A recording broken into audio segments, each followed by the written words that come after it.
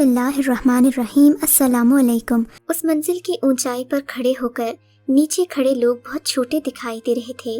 वो सब चिल्ला रहे थे, मुझे पुकार रहे थे, रो रहे थे। उन सब की आंखों में खौफ था। वो उस वक्त मुझे रोकने के लिए कुछ भी कर सकते थे कि जो मैं करने जा रही हूँ वो ना करूँ।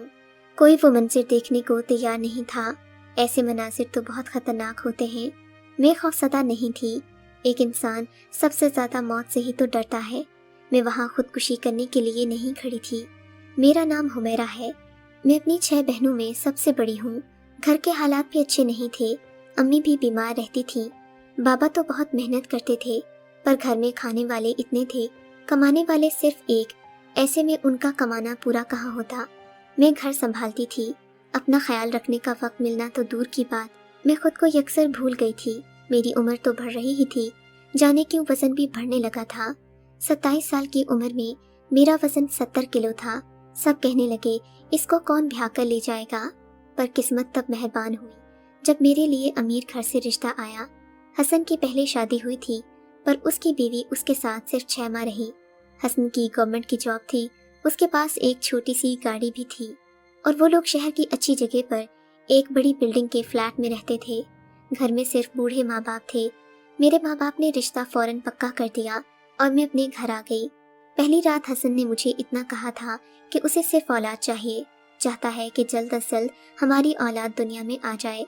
हसन अच्छी तबीयत का मालिक था। वो मेरा और मेरे घर वालों का भी ख्याल रखता और उनकी माली मदद भी कर दिया करता। शादी के पहले ही माह मेरी सास और हसन ने मेरी तरफ देखना शुरू कर दिया कि मैं कब उनको खुशखबरी दूंगी। पर कुछ माह बाद तक भी जब मेरे पास ऐसी खुशखबरी न आई तो उनके रवैये बदलने लगे। महीने गुजर गए, फिर साल भी गुजरने लगे। 6 साल गुजर गए। मेरी उम्र 30 का हिस्सा पार कर गई। मैंने हसन से कहा हम औलाद गोद ले लेते हैं। वो मुझ पर बरस ही पड़े कि ऐसा नहीं हो सकता, दोबारा ऐसी बात मत करना। मेरी सास मुझे दिन रात कोसती कि तुम्हारी उम्र ज़्यादा है, वज़न ज़्यादा है, इसीलिए अभी तक औलाद नहीं हो रही। इस बीच हमने डॉक्टर अली से राब्ता किया। वो शहर के मशहूर डॉक्टर थे, हसन के दोस्त भी थे। उनका कहना था कि मसला मुझ में है, इसलिए मेरा इलाज शुरू हो गया। हसन का रवैया मेरे साथ बुरा तो नहीं था, पर अब वो बदल ज़रूर गए थे। मैं भी उदास रहती थी। मेरी सास आए दिन मुझे दरगाहों और मज़ारों पर ले जाती, दुआएं करवाती और वजीफे भी। दवाइयाँ भी चल रही थीं और दुआएं भी, पर अभी तक हम पर करम नहीं हुआ था। डॉक्टर अली को भी कोई उम्मीद नजर नहीं आ रही थी। वो इस कदर मायूस हो चुके थे कि मैंने हसन से कह डाला वो किसी और से शादी कर ले, पर उनका कहना था अब वो भी 40 के करीब जा रहे हैं। तीसरी शादी करना उनके लिए आसान नहीं था, और फिर उनका कारोबार भी ठीक नहीं चल रहा था। इन्होंने शादी करने से इनकार कर दिया। 2 हफ्ते बाद अचानक उनको मुझे लॉन्ग ड्राइव पर ले जाने का ख्याल आया। मैं हैरान हुई कि ऐसा तो उन्होंने शादी के पहले दिनों में नहीं किया। मैं बहुत खुश हुई। हम रात को एक लंबी लॉन्ग ड्राइव पर निकल गए। सारे रास्ते हसन मुझे समझाते रहे कि वो मजबूर हैं। हुमैरा, मेरे अबू का कोई भाई नहीं था, इसीलिए मैं चाहता हूँ कि मेरा एक बेटा हो जो मेरा बाजू बने। मैं तुमसे बहुत मोहब्बत करता हूँ। मुझे औलाद की सख्त ज़रूरत है। तुम मेरी तरफ से अपने दिल में कोई मलाल न लाना, मैं मजबूर हूँ। ऐसा लगता है जब तक मुझे औलाद नहीं मिलती मुझे सुकून नहीं आएगा। मैं उस दिन हसन के रवैये पर हैरान भी हुई और खुश भी कि उन्होंने पहली बार खुलकर अपने दिल की बात मुझसे कही। अचानक हमारी कार बंद हो गई। हमें एहसास भी नहीं हुआ कि बातों बातों में हम बहुत दूर आ गए थे। कार स्टार्ट नहीं हो रही थी। आसपास कोई आबादी भी नहीं थी। गुप अंधेरा था। मैं परेशान होने लगी कि अब क्या होगा, जबकि हसन इतने परेशान नहीं थे। वो कार को चेक करने बाहर गए और कार का पिछला हिस्सा खोलकर खड़े हो गए। जाने वो क्या तलाश कर रहे थे। मैंने उन्हें पुकारा, पर इन्होंने कोई जवाब नहीं दिया। मुझे किसी की हलचल की आवाज़ भी नहीं आ रही थी। मैं कार से बाहर आई तो देखा हसन वहाँ नहीं थे। मेरा दिल घबराने लगा। मैंने आसपास देखा। इससे पहले कि मैं हसन को आवाज़ देती, किसी ने मेरे मुंह पर हाथ रख लिया। मुझे मजबूती से थामे सड़क किनारे बने दरख्तों की तरफ ले जाने लगा। मैं उसकी गिरफ्त से निकलने की कोशिश कर रही थी, पर नाकाम रही। उस दरिंदे ने मुझे पल में बेमोल कर दिया और मुझे आधमरी हालत में वापस हमारी कार में डालकर चला गया। मुझे याद है मैंने हसन की आवाज़ सुनी थी। वो मुझे होश में लाने की कोशिश कर रहे थे। उसके बाद मेरी आंख खुली। حسن میرے ساس سسر کو بتا رہے تھے کہ ہماری کار کا ایکسیڈنٹ ہو گیا، پر اللہ نے ہمیں بچا لیا۔ مجھے ہوش میں آتا دیکھ کر سب گھر والے میری طرف بڑھے۔ حسن نے میرے گھر والوں کو یہی بتایا۔ مجھے گھر لایا گیا۔ میری حالت بہت بری تھی، مجھے اپنے وجود سے نفرت ہو رہی تھی۔ حسن کو شاید اصل بات کا علم نہیں تھا، کیونکہ وہ میرا بہت خیال رکھ رہے تھے۔ میں نے ایک رات انہیں بتانے کی کوشش کی کہ میں پہلے والی حمیرہ نہیں ہوں۔ بات شروع ہونے سے پہلے ہی وہ بول اٹھے، میں سب جانتا ہوں حمیرہ، وہ لوگ وہاں چھپے ہوئے چور تھے اور اکیلے نہیں تھے، وہ ایک حادثہ تھا، ہمیں اتنی دور جانا ہی نہیں چاہیے تھا، پر جو ہوا اس کا ذکر کسی سے نہیں کرنا، ورنہ ہماری بچی کھچی عزت برباد ہو جائے گی، اسے برا خواب سمجھ کر بھول جاؤ۔ حسن جانے کس طرح خود کو مضبوط کر کے بولے تھے، پر مجھ میں اتنی ہمت نہیں تھی۔ میں روتے ہوئے ان کی طرف بڑھی، مگر وہ اٹھ کر وہاں سے چلے گئے۔ میری زندگی برباد ہو گئی۔ میں دن رات اس دکھ میں جلتی رہی۔ 3 ہفتے بعد میری طبیعت خراب ہو گئی۔ ڈاکٹر صاحبہ میری کلائی تھامے کھڑی تھیں۔ میری ساس میرا سر سہلاتے ہوئے ان سب لوگوں کو دعائیں دے رہی تھیں جن کے آستانوں پر وہ مجھے لے جاتی رہیں۔ میں ماں بننے والی تھی، یہ خبر مجھ پر قیامت بن کر ٹوٹے گی، مجھے اس کا اندازہ نہیں تھا۔ میرے ساس سسر بہت خوش تھے، حسن تک بھی یہ خبر پہنچ گئی تھی۔ سب کے سامنے وہ خوش ہو جانے کی اداکاری کر رہے تھے۔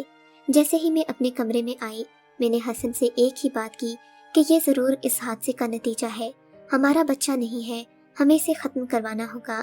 میں نے روتے ہوئے منت کی۔ حسن نے مجھے سمجھایا کہ یہ بھی تو ہو سکتا ہے کہ یہ بچہ ہمارا ہو، پر میں جانتی تھی ایسا نہیں تھا۔ میں تو حسن پر حیران تھی کہ وہ اس قدر مطمئن کیوں تھے۔ اولاد کی خاطر وہ کسی دوسرے کے بچے کو گود لینے پر تیار تو نہیں تھے، اور اب ایک حادثے کے نتیجے میں ملنے والی اولاد سے انہیں کوئی مسئلہ ہی نہیں تھا۔ میرا دماغ گھومنے لگا۔ میں نے جب زیادہ ضد کی کہ ہم نے یہ بچہ نہیں رکھنا تو حسن نے مجھے ڈانٹ دیا کہ میں کیسی عورت ہوں، اس حادثے میں بچے کا کیا قصور۔ انہوں نے مجھے احساس دلایا کہ میں ظالم اور بری ہوں، جبکہ وہ رحم دل ہیں، پر میں جتنا حسن کو جانتی تھی اس معاملے میں وہ ایسے نہیں تھے۔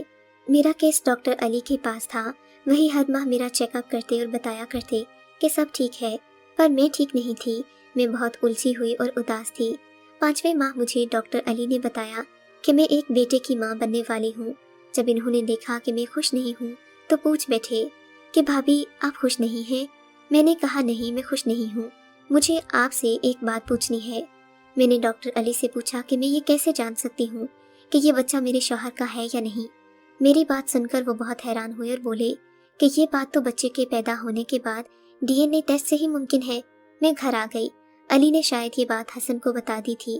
حسن نے مجھے بہت ڈانٹا اور باتیں سنائی، کہنے لگے اگر تمہاری یہ حالت نہ ہوتی تو میں تمہاری ٹانگیں توڑ دیتا، پر اب میرا صبر بھی جواب دے گیا تھا۔ میں نے کہا آپ کو ہو کیا ہے، اتنا رحم آپ میں کہاں سے آ گیا؟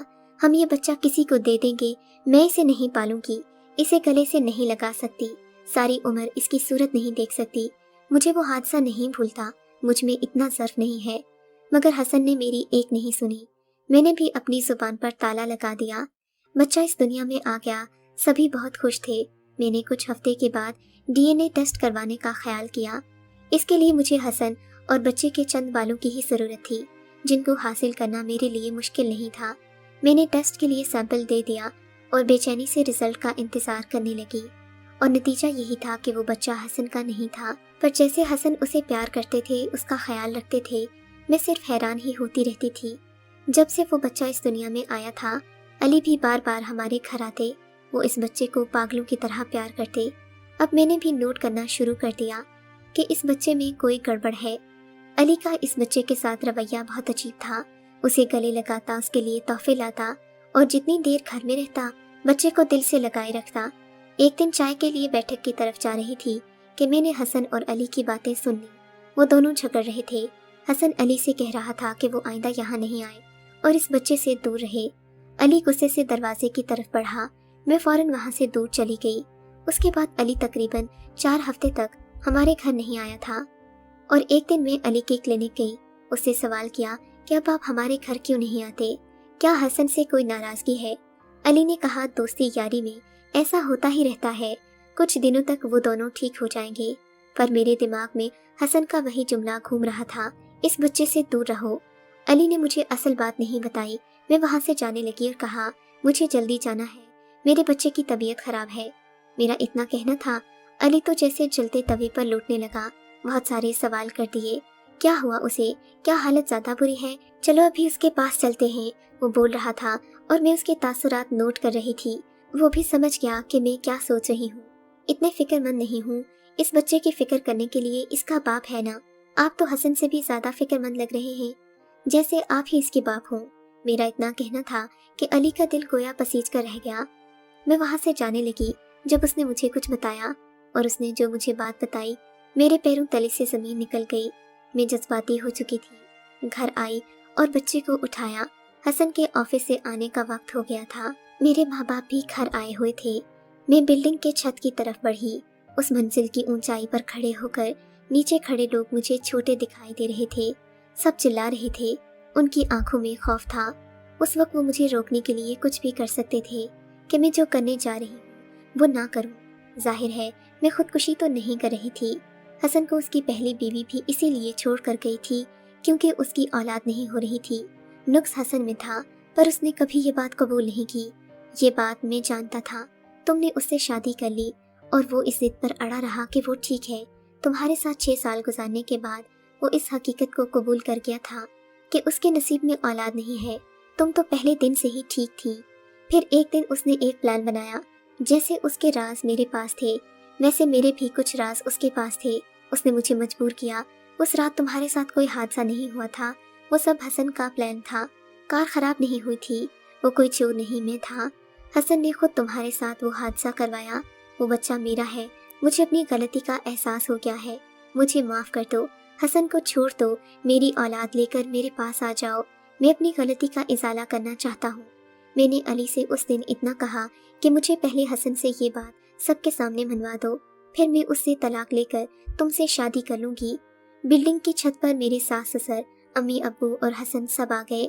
मुझे रोकने लगे कि क्या मैं पागल हो गई हूँ। मैं चिल्लाई, हसन से पूछे इसने मेरे साथ क्या किया है, वरना मैं इस बच्चे समेत कूद जाऊंगी। हसन पसो पेश करने लगा। सभी को उससे जवाब चाहिए था। आखिर उसे अपना गुनाह कबूल करना ही पड़ा। मैंने हसन से तलाक ले ली। अपने माँ बाप और सास ससुर ने भी मेरा साथ दिया। अली ने मेरी बहुत मदद की। इद्दत का वक्त पूरा हो जाने के बाद अली ने मेरे घर रिश्ता मांगा। उसने सबको हकीकत भी बताई और माफी भी मांगी। अब वो मुझे अपनाना चाहता था। मेरे माँ बाप भी इस हक में थे कि मैं अपनी औलाद को गले से लगाए अली के रूबरू आई। सबको पता चल गया कि मैं इस रिश्ते के लिए हाँ करने आई हूँ, पर मेरे जवाब ने सबको हैरान कर दिया। हसन ने गुनाह किया तो गुनहगार तुम भी थे। मैं तुम्हें माफ नहीं कर सकती। तुमने ये कैसे सोच लिया कि मैं तुम्हें माफ कर दूंगी? मुझे तुमसे शादी नहीं करनी, न मुझे तुम्हारा सहारा चाहिए। ये सिर्फ मेरी औलाद है। अब मैं किसी की बीवी नहीं, सिर्फ अपने बच्चे की माँ बनना चाहती हूँ। मेरे लिए यही काफी है। तुम्हारे लिए सिर्फ इतनी राहत है कि मैं तुम पर केस नहीं करवाऊंगी। आइंदा अपनी शक्ल भी मुझे मत दिखाना और यहाँ से चले जाओ। मैंने उस दिन एक लड़की या एक औरत बनकर नहीं, एक माँ बनकर फैसला किया था, और मैं अपने फैसले से बहुत मुतमईन थी। मेरा बेटा उम्र आज 18 साल का हो गया है। वो पढ़ता भी है, मेरा सहारा भी बना हुआ है। हम दोनों माँ बेटा बहुत खुश हैं। वो मेरा सब कुछ है और मुझे अपनी कुल कायनात, अपने बेटे पर फख्र है।